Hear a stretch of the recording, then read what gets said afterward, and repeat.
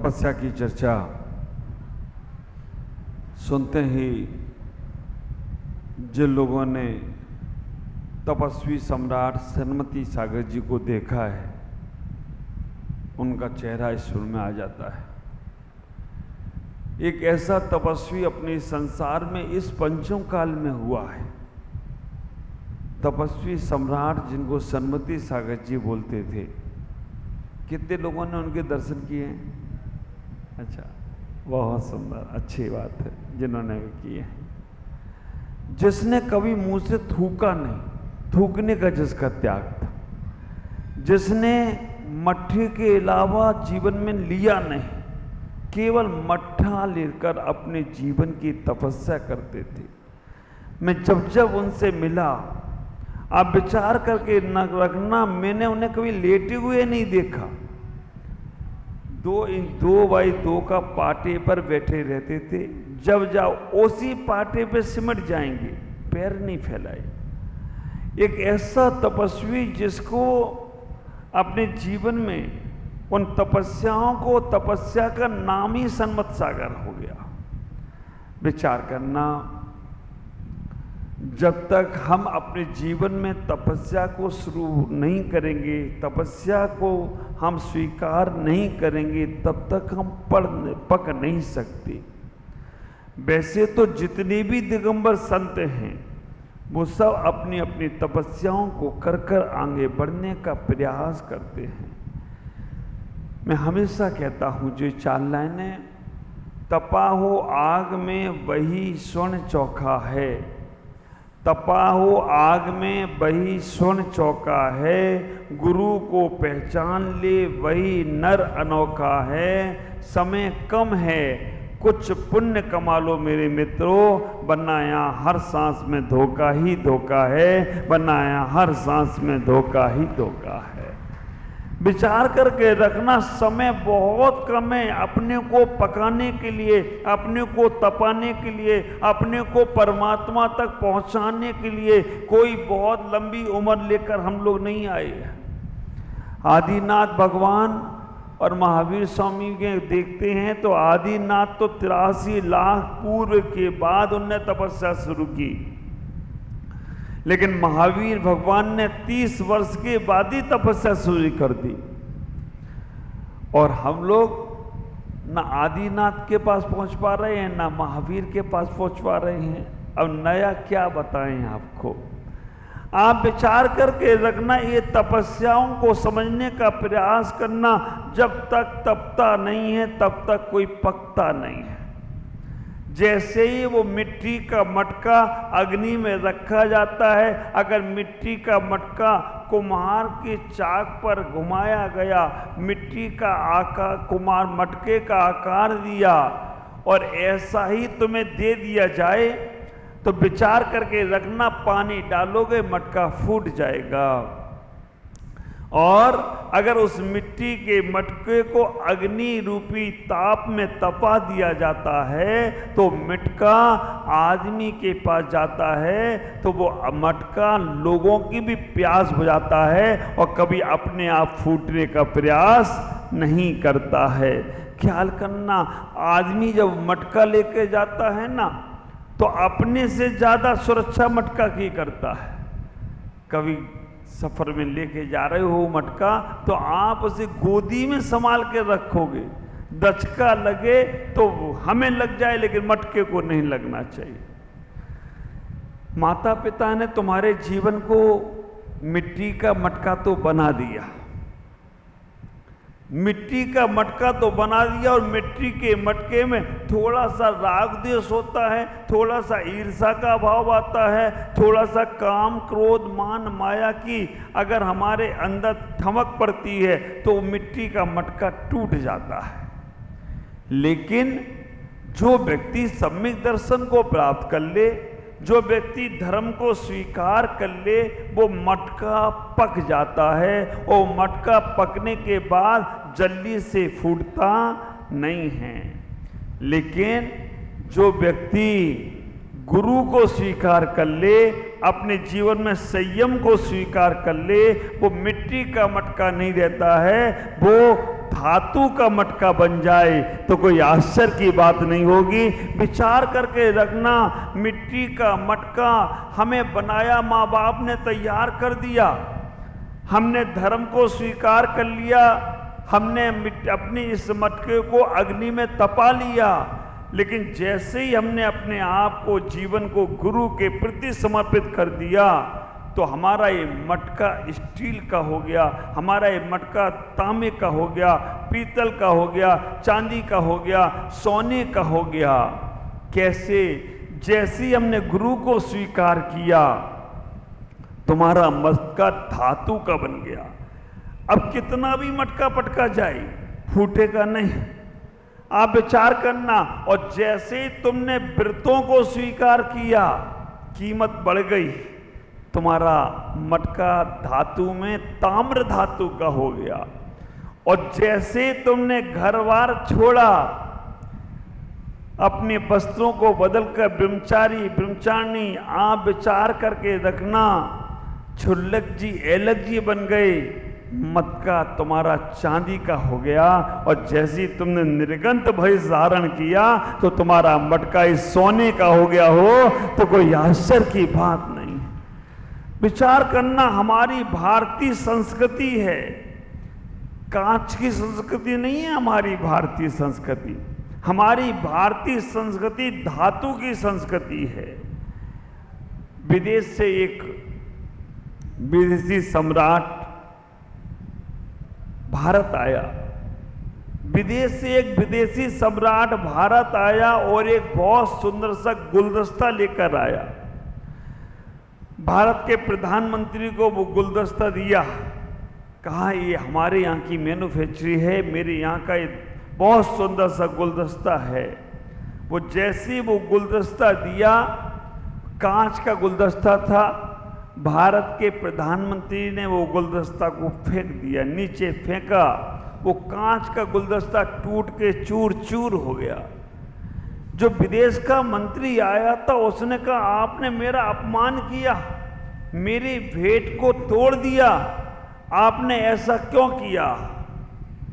उन्होंने कहा मैं अपने यहाँ का एक गुलदस्ता भेंट करता हूं। जब भारत के प्रधानमंत्री ने वो गुलदस्ता धातु का भेंट किया, स्वर्ण का गुलदस्ता भेंट किया, विदेश के मंत्री ने कहा इनने हमारे गुलदस्ते को तोड़ा तो मैं इसके भी तोड़ूंगा, और ऊपर से फेंक दिया। भारत के उस गुलदस्ते का कुछ बिगड़ा? कुछ नहीं बिगड़ा। प्रधानमंत्री कहते हैं इसको पटको ही नहीं, इसको तोड़ो भी तो भी इसकी कीमत कम होने वाली नहीं है। हमारी भारतीय संस्कृति कांच की संस्कृति नहीं है, हमारी भारतीय संस्कृति धातु की संस्कृति है। धातु टूट कर भी कमजोर नहीं पड़ती है। ऐसा ही होता है दिगंबर संत, संसार से सब जगह से टूट जाए फिर भी वो अपने आत्म बल से कभी नहीं टूटता, क्योंकि वो तपस्या करता है। विचार करना, जब तक तुम तपस्या को स्वीकार नहीं करोगे तब तक तुम अपने अंदर निखार नहीं ला पाओगे। खदान से निकला हुआ सोना कोई किसी भाव लेने को तैयार ही नहीं होगा, उसे पता ही नहीं चलेगा कि ये सोना या मिट्टी है। खदान से निकला हुआ सोना किसी को पता नहीं चलता है, लेकिन जब वो सोना तपा दिया जाता है तो वो सोने को इतनी कीमत बढ़ती चली जाए तो कोई आश्चर्य नहीं होगा। तुम्हारी कीमत तुम्हें नहीं मालूम, तुम्हारी कीमत तुम्हारे माता पिताओं को भी नहीं मालूम, क्योंकि तुम अभी खदान में ही पड़े हो। कुछ हमारे साधक पंकज भाई, महेंद्र भाई, संपत भाई, इनका दूसरा नाम कल ही मालूम पड़ा, शशि भाई भी। आप विचार करके रखना, कुछ मेरे 10 उपास वाले साधक, कुछ 16 उपास वाले साधक, कुछ 32 उपास वाले तपस्वी अगर हों तो मंच पे बैठेंगे। मैंने बोला भी था, विचार करके रखना, जो ये तपस्वी हैं, इन्होंने अपने आप को थोड़ा पहचानने का प्रयास किया तो आज इनकी कीमत इतनी बढ़ गई है कि लोग इनके लिए गीत गाने लगे हैं, लोग इनके लिए भजन गाने लगे हैं, लोग इनके लिए उत्सव और महोत्सव मनाने लगे हैं।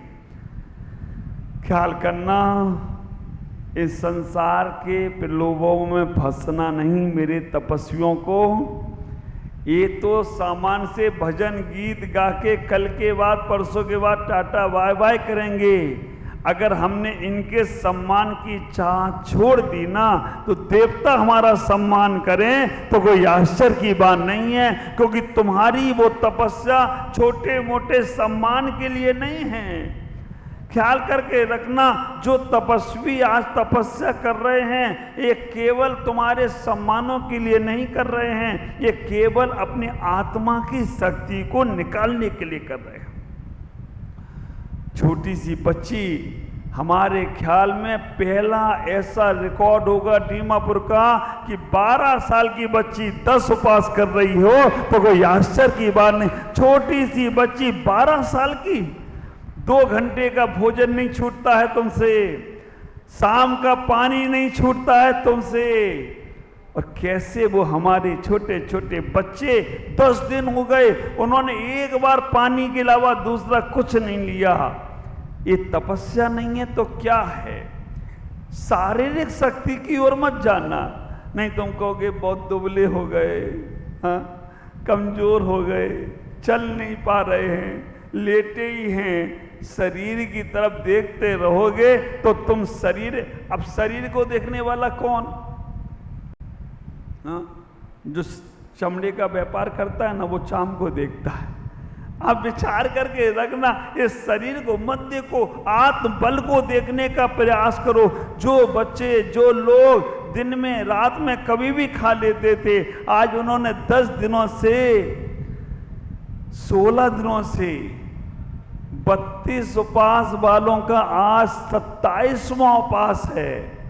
16 उपवास वालों का आज 12वां उपवास है। 10 उपवास वालों का आज 7वां उपवास है। इन्होंने दोबारा पानी भी नहीं पिया है। ये तपस्या नहीं तो और क्या है? ख्याल करना, आप सबके पास भी शक्ति है, आप सबके पास भी हिम्मत है, लेकिन हम उस शक्ति को टटोलना नहीं चाहते हैं। हमारे महाराज जी ने उपवास कर लिए, पानी लेकर एक बार भोजन तो लेते थे लेकिन पानी लेकर कर लिए। इस तपस्याओं का ख्याल रखो। हमें अपने जीवन में इतना ही विचार करना, आचार्यों ने कहा है तपस्या बहुत महत्वपूर्ण है। पूजा पाठ से हमारे जीवन में पुण्य अर्जन होता है, लेकिन तपस्या के बारे में आचार्य उमा स्वामी कहते हैं तपसा निर्जरा चा, तपस्या से कर्मों की निर्जरा होती है। जितना जितना आप तपस्या करोगे, तपस्याओं से कर्मों की निर्जरा होती है। कर्म खत्म, पुण्य अर्जन होता रहा, पुण्य बढ़ता रहा, पुण्य बढ़ता रहा, तो फिर हमें संसार ही मिलता रहेगा। ये पुण्य को भी खत्म करना पड़ेगा। अब कैसे खत्म करोगे? महाराज पुण्य से हमें संपदा मिली, हम संपदा दान धर्म में लगाएंगे तो पुण्य और बढ़ जाएगा। पुण्य से हमें वैभव मिला, वैभव को छोड़ेंगे तो और वैभव बढ़ जाएगा। ख्याल करना, पुण्य पाप दोनों से जब रहित होगे तब तुम्हें मोक्ष मिलेगा। पुण्य और पाप, पाप को तो समाप्त कर दिया, लेकिन पुण्य को हमें समाप्त नहीं करना है। पुण्य के फल को भोगना नहीं है, पुण्य के फल को देखना है।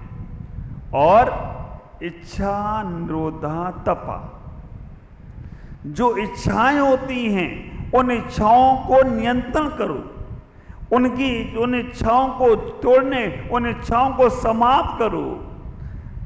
आज आदमी अपनी इच्छाओं से, अपनी अपेक्षाओं से, अपने महत्वाकांक्षाओं से दुखी है। इच्छा निरोधा तपा, इच्छाओं से, इच्छाओं का निरोध करना ही तप है। इंद्रिय निरोधा तपा, इंद्रियों को जीतना, इंद्रियों को निरोध करना, वो भी तप है। कर्म क्षप्यते इति तपा, जो कर्म को क्षय करे वो भी तप है।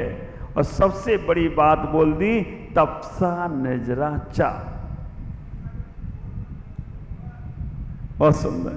बैठेंगे, हमारे अनिल भाई कुछ बोल रहे हैं, आप विचार करना। क्या बोले अनिल भाई? हाँ, बहुत सुंदर। आप विचार करके रखना कि हमारे जीवन में अभी वर्तमान में वो बोल रहे प्रसन्न सागर जी का तप, उनका तप अंदर की साधना के लिए हो रहा है। आप विचार करके रखना, आज सन्मत सागर जी नहीं हैं, प्रसन्न सागर जी भी तपस्याओं में लगे हैं। इतना ही विचार करना, अपने जीवन में अपनी इच्छाओं का भी त्याग कर देना, अपने महत्वाकांक्षाओं का भी त्याग कर देना, और तप से ही कर्म निर्जरा होने वाली है। बिना तप से कर्म निर्जरा होने वाली नहीं है। हमारे भगवानों ने बहुत उपदेश दिया, बहुत साधना करी, लेकिन जब वो तपस्या के अंदर आई, आचार्यों ने 12 प्रकार के तप बोले। कौन कौन से 12 प्रकार के तप? 6 अंतरंग तप और 6 बहिरंग तप। बहिरंग तप मिथ्या दृष्टि भी तप लेता है। ख्याल करके रखना, अनशन, अवमोदर, वृत्ति पर संख्यान, रस पर त्याग, विविध सय्यासन, काहे क्लेश, ये जो 6 तप है ना, ये तो 6 तप मिथ्या दृष्टि भी तप लेता है। लेकिन 6 अंतरंग तप केवल सम्यक दृष्टि तप सकता है। विनय, आप विचार करके रखना, अंतरंग तप जो 6 हैं उनको केवल और केवल विनय, प्रायश्चित, भैया वृत्ति, स्वाध्याय, विसर्ग और ध्यान। कैसे कैसे तप हमारे आचार्यों ने बोल दिए। अनशन मतलब होता है उपवास करना। अनशन का मतलब होता है भोजन नहीं करना। हमारे सभी तपस्वी जो यहाँ बैठे हैं, भोजन का त्याग करके बैठे हैं। अंतरंग में भी कोई भावना नहीं चलना चाहिए। अमोदर का मतलब होता है भोजन से कम खाना। अनशन, अमोदर। वृत्ति पर संख्यान का मतलब होता है विधि लेकर भोजन करना। आप ख्याल करना, रस पर त्याग का मतलब होता है भोजन में रस नहीं लेना। और भैया वृत्ति आदि को भी तप कहा। 6 साधुओं के जो तप हैं वो बहिरंग तप सभी लोग तप लेते हैं, लेकिन आप लोगों के कौन से तप हैं? ख्याल करो, हमारे मुनिराजों ने जो तप किए हैं, हमारे मुनिराजों की जो साधना हुई हैं, वो साधना उनके अंतरंग की साधना को निकालने के लिए होती है। हम उन साधनाओं को बाहर से जोड़ने का प्रयास करें तो नहीं होगा। हमें इतना ही विचार करना है कि हमें अपने अंतरंग के तपों को हमें बहिरंग के तपों से जोड़कर उन्हें सम्मित का रूप देना है। अनशन,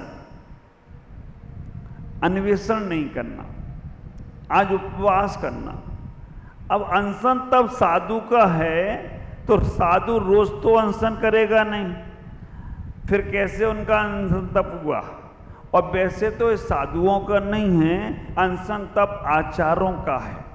12 तप जो साधुओं के 28 मूल गुणों में नहीं आता है, आचारों के मूल गुणों में आता है।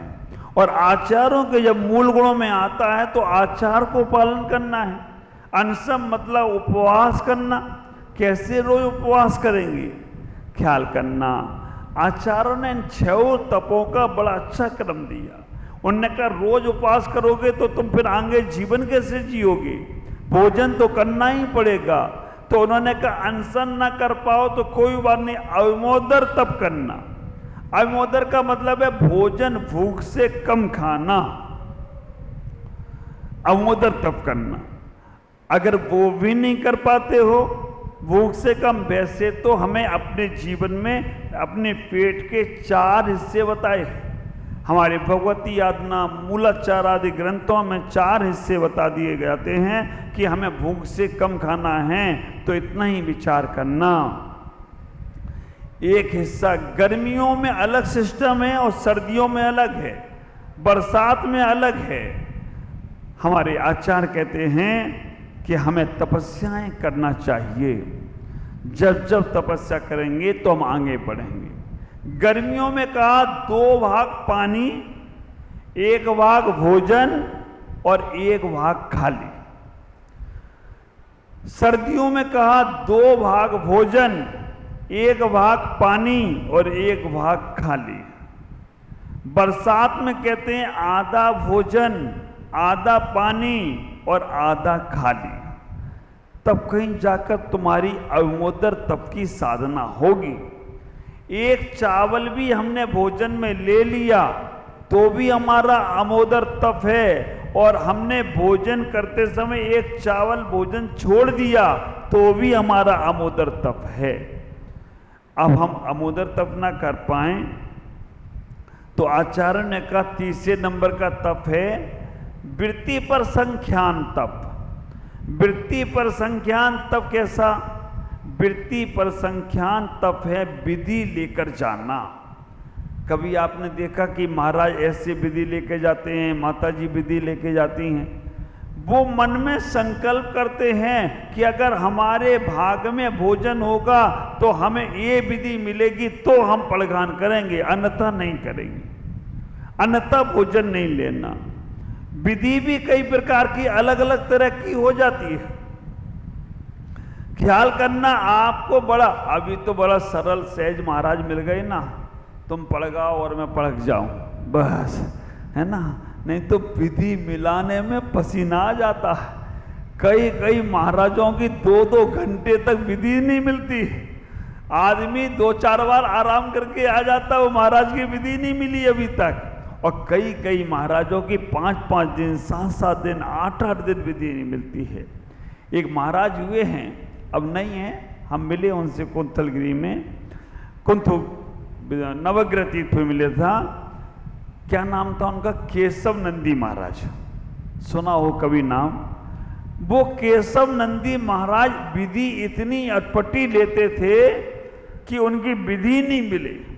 अब एक विधि उन्होंने ले ली कि गाय के सिंग में गुड़ की भेली, ये कथानक सुना तो होगा। अब वो महाराज ढूंढते रहे, अब कौन श्रावक गाय के सिर में गुड़ की भेली रखेगा। ढूंढते रहे, चारों तरफ ढूंढने के बाद वो गल्ला मंडी में घुस गई। जहां गुड़ की ठेली हो वो देखे, वहां खड़े भी रहे, लेकिन अब गुड़ की ठेली, गुड़ की भेली उठाई लोगों ने, अब वो उठाकर भी पड़काए तो महाराज पड़ गए नहीं। एक गाय उधर से निकली और वो जाकर गुड़ की भेली में लग गई। आप विचार करके रखना, जैसी गुड़ की भेली गाय के सिंग में लगी, महाराज खड़े हो गए और वहां श्रावकों ने उन्हें पड़का लिया। बड़ी अटपटी विधियां ख्याल करके रखना। कई बार जब मैं उनसे मिला नवग्रह तीर्थ पर, मेरे को भी बड़ी जिज्ञासा थी कि ये महाराज से जरूर मिलना है। ऐसी विधि, कच्चा आम खा रहा हो तो ही पड़केंगे, ऐसी विधि चवन्नी पुराने जमाने की हो तो ही पड़केंगे, ऐसी विधियां अब बच्चा नंगा हो अब बाथरूम कर रहा हो, बाप रे, सुनने में ही अटपटा लगता है। लेकिन उनकी विधि, अब जैसे जैसे वो निकलते थे, बच्चों को देखा तो समझ गए कि महाराज बच्चों से पड़ जाएंगे। लोगों ने बच्चों को खड़ा किया। अब बच्चों को खड़ा किया, उन्होंने कहा शायद महाराज इसको नग्न हो जाए तब पड़ जाएंगे। अब जैसे मेरी यहाँ विधि रक्षाबंधन पर महेंद्र जी और उनका छोटा वाला उतार ही दिया उसके कपड़े, कह दिया महाराज ये भी महाराज और आप भी महाराज पड़ जाओ। लेकिन ऐसा होता नहीं है। फिर भी विचार करके रखना, अब वो बच्चा छोटा सा नग्न खड़ा रहा, थोड़ी देर तक तो वो खड़ा रहा, उसके बाद महाराज पड़ गए नहीं, वो तो रोने लग गया। रोने लगा तो एक चांटा पड़ा, उस बातों करने लगा। और महाराज पढ़ गए। सुनने में ही अटपटा लगता है, लेकिन वो पढ़ गए। जब मैं उनसे मिला नवग्रह तीर्थ पर, हमने कि महाराज आज आपसे जरूर मिलना था, आपकी विधियां बड़ी अटपटी होती हैं। उस दिन और सबसे पहले आहार में उठे सब साधु महाराज 10 बजे उठे, वो 9 बजे उठ गए। 9 बजे आहार में उठे 11 बजे जब हम लोग आहार करके लौट रहे तभी तक विधि नहीं मिली। 2-2.5 घंटे हो गए। हम लोग सामायिक में बैठ रहे थे, तब वहां से जयकारा लगा उनका कि विधि मिल गई, विधि मिल गई। हम लोगों को बड़ी जिज्ञासा, विधि क्या थी। उस दिन उनने विधि ले रखी थी कि कोई श्रावक मैना सुंदरी की बातें कर रहा हो। अब देखना, मजा तो देखना, जहां अब अकेला श्रावक तो मैना सुंदरी की बात करेगा नहीं, 2-4 लोग खड़े हों तो वही बातें करेंगे।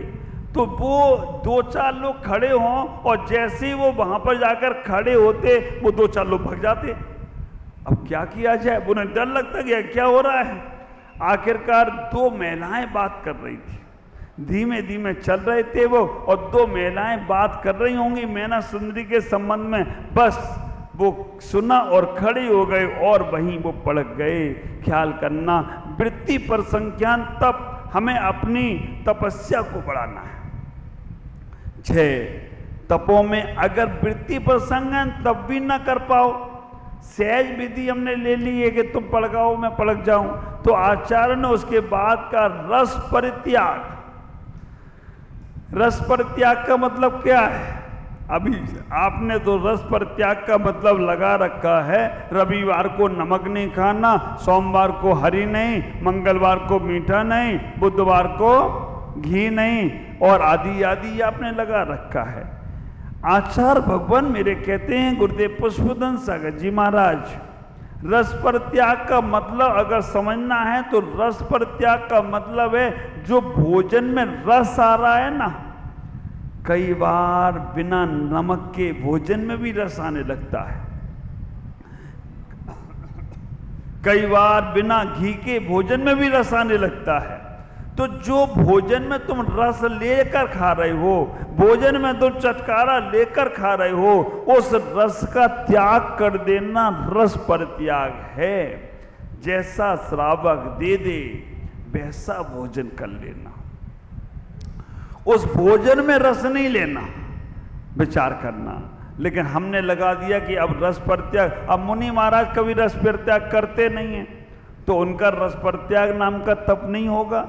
आचार्य परमेष्ठी रस परित्याग नहीं करें तो उनका रस परित्याग तप नहीं होगा। ख्याल करना, बस यहाँ गिद्धता नहीं करना। रस परित्याग के बाद कह दिया कि अगर और काय क्लेश और विविध शय्यासन, काय क्लेश मतलब शरीर को क्लेश, आराम से गर्मी में धूप में जाकर बैठ जाना। ख्याल करना, काय क्लेश बरसात के अंदर गोफर में जाकर बैठ जाना, सर्दियों में नदी किनारे बैठ जाना, ऐसा शरीर को जो भी होता है होने दिया जाए, ऐसा काय क्लेश नाम का तप करना चाहिए। इस साधुओं के लिए है। और भैया और कह दिया विविध शय्यासन, एक करवट से सो दूसरे करवट से नहीं सोना चाहिए। ये 6 तप बाहिरंग हैं, ये मिथ्या दृष्टि भी कर सकता है। लेकिन अंतरंग तप में आचार्य ने कह दिया प्रायश्चित, जब भी कभी कोई तुमसे गलती हो उसमें प्रायश्चित लो, तो बाहर से ही नहीं लेना, अंतरंग से प्रायश्चित की भावना हो, हे भगवान अब ये गलती में दोबारा नहीं करूंगा।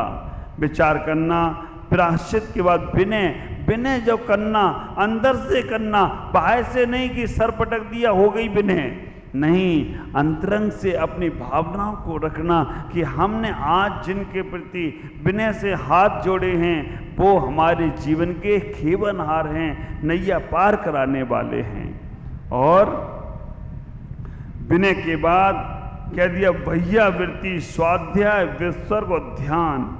भैया वृत्ति साधुओं का एक मूल गुण है।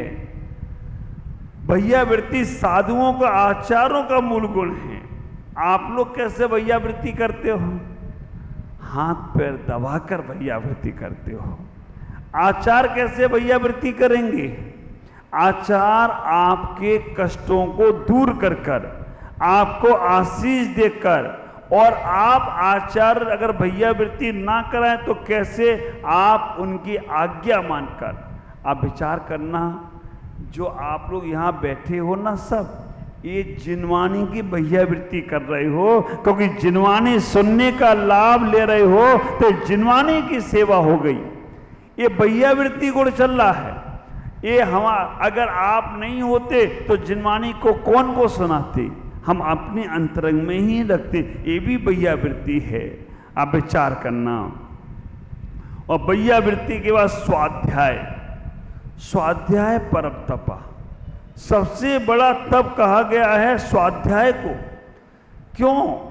स्वाध्याय में ऐसा क्या, आदमी कितना होता होगा, पढ़ने वाला आदमी 1 घंटा नहीं 2 घंटा पढ़ता होगा, लेकिन स्वाध्याय को परम तप कहा, बाकी के चीजों को परम तप नहीं कहा, उपवास को परम तप नहीं कहा, भैया वृत्ति को परम तप नहीं कहा, स्वाध्याय को परम तप कहा। क्यों? क्योंकि हम 24 घंटे तक स्वाध्याय कर सकते हैं। स्वाध्याय का मतलब केवल पुस्तक खोलना नहीं है, स्वाध्याय का मतलब केवल प्रवचन सुनना नहीं है, स्वाध्याय का मतलब केवल जिनवाणी का पढ़ना नहीं है। स्वाध्याय का मतलब है विवेक पूर्वक उठना, विवेक पूर्वक बैठना, विवेक पूर्वक चलना, विवेक पूर्वक बोलना, विवेक पूर्वक भोजन करना, ये सब स्वाध्याय है। इतना ही विचार करना, जैसे जैसे तुम्हारे अंदर विवेक जागृत हो गया, हमें गलत नहीं करना है, अच्छा करना है, हमें गलत चीज़ों का सेवन नहीं करना है, अच्छी चीज़ों का सेवन करना है, हमें गलत नहीं बोलना है, अच्छी चीज़ें बोलना है। तो विचार करना, यही तो स्वाध्याय है। पढ़ लिया बहुत, मौका आया तो फिर सुबह पाठ शाम सपाट, ऐसे कैसे काम चलेगा? ख्याल करना। स्वाध्याय के लिए मैं 4 पंक्तियां हमेशा बोलता हूं। जो निज में निज को ढूंढा करते वो स्वाध्याय किया करते हैं, जो निज से पर को भेदा करते वो स्वाध्याय पिया करते हैं।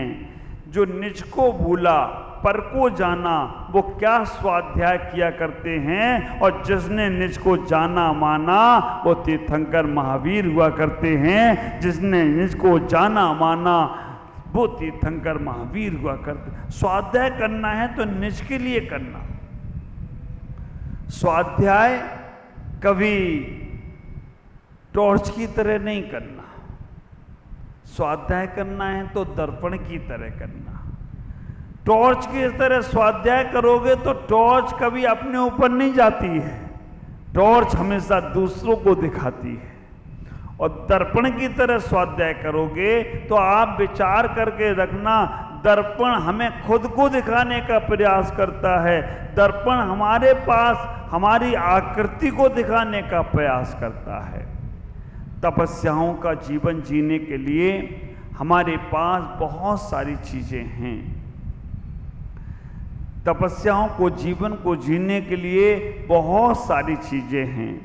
ख्याल करना, 3 प्रकार के तप है। स्वाध्याय के बाद यहाँ पर व्युत्सर्ग बोला।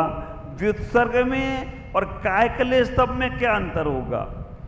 व्युत्सर्ग मतलब है ममत खत्म कर देना, कायक्लेश का मतलब है शरीर को क्रस करना। शरीर को क्रस कर रहे हो तो एक कायक्लेश तप है, और शरीर से ममत्व भाव कम हो गया, ये व्युत्सर्ग तप होगा। अंतिम तप कह दिया आचार्यों ने कि ध्यान, बिना ध्यान के कभी मुक्ति मिलने वाली नहीं है। हमारे तीर्थंकरों का जब तक समोषण लगा रहता है तब तक वो मोक्ष नहीं जाते। जब वो ध्यान की गहराई में बैठते हैं, जब योग निरोध करते हैं, तब जाकर तो आप विचार करना, जितनी क्रियाएं तुम्हारी चल रही हैं, पूजा पाठ, स्वाध्याय, सत्संग, उपवास, ये सबका फल मिलेगा ध्यान, मेडिटेशन। शाम को जब ध्यान के इस क्लास में बैठते, अब 3 दिन ध्यान हमें ही लेना है। आज से जो 3 दिन बच रहे हैं, हम उस ध्यान के अंदर कैसे अपने आप तक लौटें। और जब हम अपने आप तक लौटेंगे तो एकम जानाति सो सर्वम जानाति, जो एक को जान जाता है वो सबको जान जाता है। इसलिए ध्यान को जरूर करना।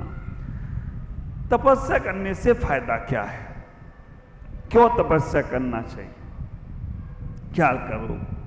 दीमापुर वालों, मैं एक बात आपसे पूछूं, दूध को तपाने के लिए पात्र की क्या आवश्यकता है?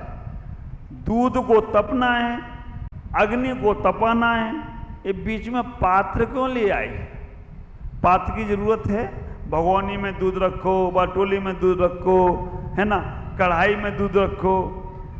तपना दूध को है, तपाना अग्नि को है, कढ़ाई की और पात्र की जरूरत क्या है? जरूरत है क्या? हाँ महाराज, इसके बिना तो तपेगा कैसे? ख्याल करके रखना, दूध हमारी आत्मा है और तपस्या अग्नि है, लेकिन इन दोनों के बीच में शरीर पात्र है। अगर पात्र तपता है तो दूध तपता चला जाए तो कोई आश्चर्य की बात नहीं हो। दूध को डायरेक्ट अग्नि पे नहीं रखा जाता है, दूध को तपाने के लिए पात्र गर्म होना चाहिए। इसीलिए बहुत से लोग कहते हैं जिनको व्रत नियम संयम नहीं लेना है, वो व्रत नियम संयम को जड़ की क्रिया बोलते हैं। उनका मतलब है कहने का, व्रत नियम संयम जो लिए जा रहे हैं वो शरीर को दिए जा रहे हैं। शरीर है और शरीर तो मोक्ष जाने वाला नहीं है, इसलिए वो आज तक मुनि नहीं बने। व्रत नियम संयम को जड़ की क्रिया कह के उनने कभी कोई नियम लिया ही नहीं, अपने आप को तपाया ही नहीं।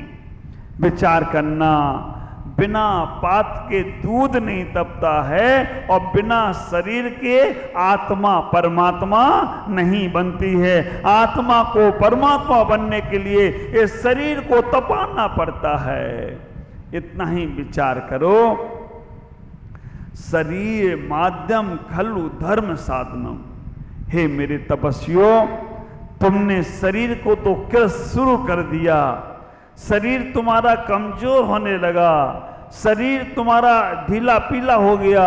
चिंता नहीं करना, तुम अपने उस भाग को, गौरव को समझना कि जिसने तुम्हारा खाना पीना चुलाकर काय कोई कृष नहीं किया, कसाय को भी कृष कर दिया। अब हमारी कोई इच्छा नहीं है, अब मुझे कोई संसार से लेना देना, बस हमारी तपस्या पूरी हो जाए।